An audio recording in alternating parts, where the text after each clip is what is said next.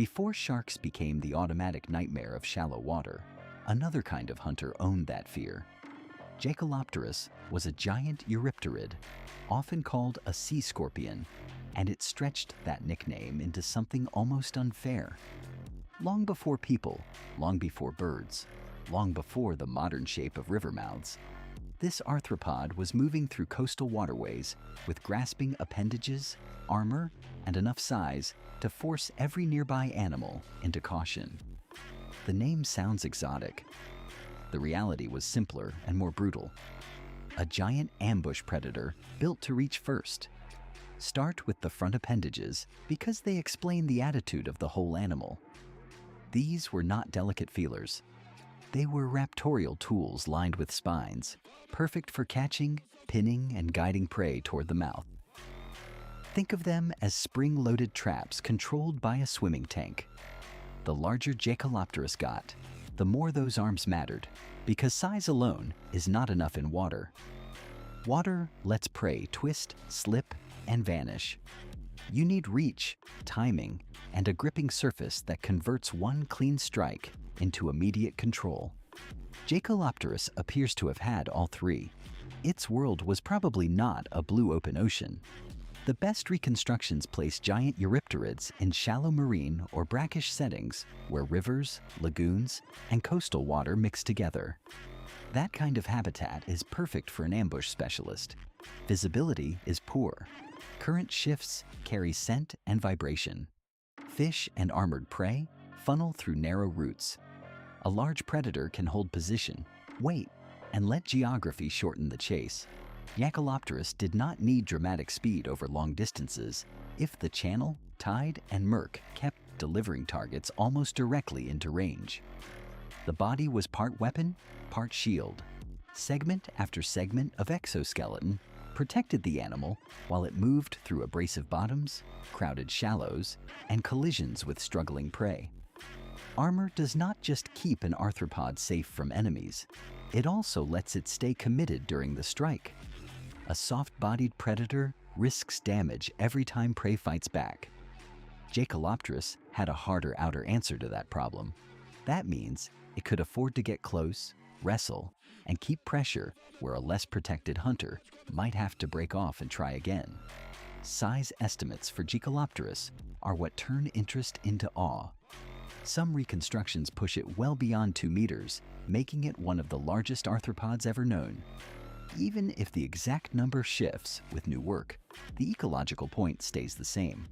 This was not a background invertebrate. It was a large-bodied predator moving among vertebrates as a serious threat. At that size, every movement gains leverage. Every strike covers more distance. Every failed escape by the prey becomes harder to reverse once those appendages close.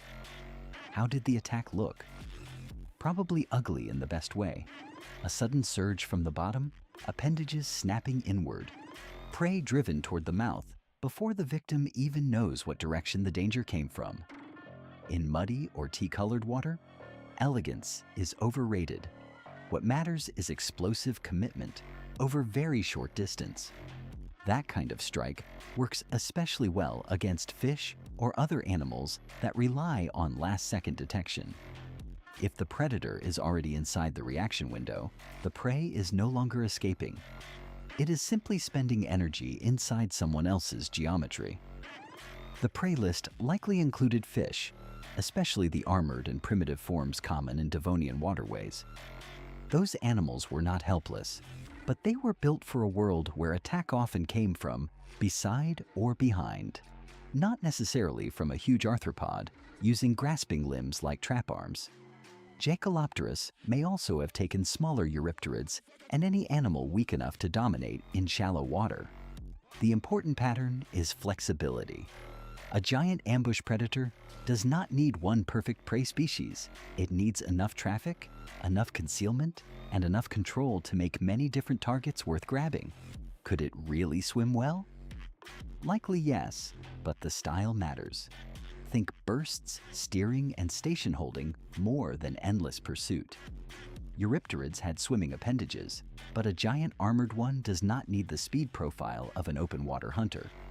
It needs enough propulsion to reposition, enough control to close the last meter, and enough endurance to own a productive patch of shallows.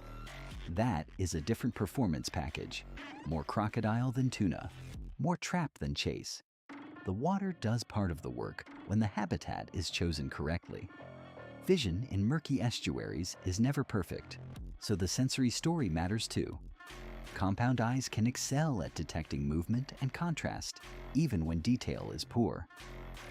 Add current-borne cues, substrate vibrations, and the predictable funnels created by tidal channels, and a patient hunter gains a real advantage. Jaekelopterus did not need to see like an eagle to dominate. It only needed to read enough motion to trigger the strike at the right instant. In environments where clarity is scarce, speed of decision matters more than photographic detail. A quick myth check helps here. Calling Jaekelopterus a sea scorpion is useful, but only a shorthand. It was not a modern desert scorpion inflated to submarine size. Eurypterids were their own branch of chelicerads, highly adapted to aquatic life, with body plans and appendages shaped by water. That distinction matters because otherwise, we import the wrong instincts, tail stingers, dryland behavior, and the wrong hunting style. Jaekelopterus was something stranger and, in its own way, more effective. An armored aquatic grabber built by a lineage that explored predator design on arthropod terms. The more you study the environment, the clearer the strategy becomes. Ambush works when three conditions meet: predictable prey movement, concealment, and a strike that ends the decision quickly. Estuaries, tidal channels, and brackish lagoons provide all three. Prey has to move through narrow spaces, water clouds vision, and a large predator can use bottom structure as cover. Jaekelopterus seems less like a random giant arthropod and more like the logical endpoint of that system. Build the habitat first, and the animal suddenly makes sense as its most dangerous resident.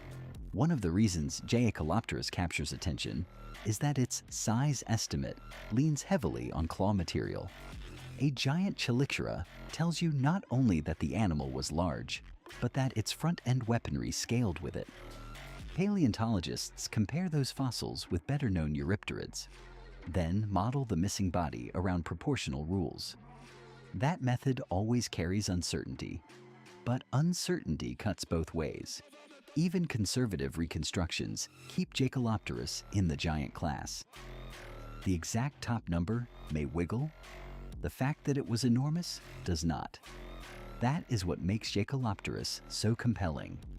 It proves that arthropods did not always have to stay in the small scuttling roles our modern brains assign them. In the right period, with the right oxygen, habitat, and prey structure, they could build bodies that competed directly in the top predator lane. Not forever, and not in every environment, but long enough to leave fossils that still force us to widen our imagination. Jaekelopterus is not interesting because it was weird. It is interesting because it was weird and effective at the same time. There is also a bigger lesson buried in the mud here. Prehistoric ecosystems were not simply prototypes of the modern world. They were full of experiments, some elegant, some grotesque, some so specialized they vanished without obvious descendants. Jaekelopterus belongs to that category. It reminds us that lineages we now treat as minor can, under the right environmental pressures, build apex predators that feel almost alien. That alone makes the fossil worth remembering, because it resets what we think an arthropod is allowed to become.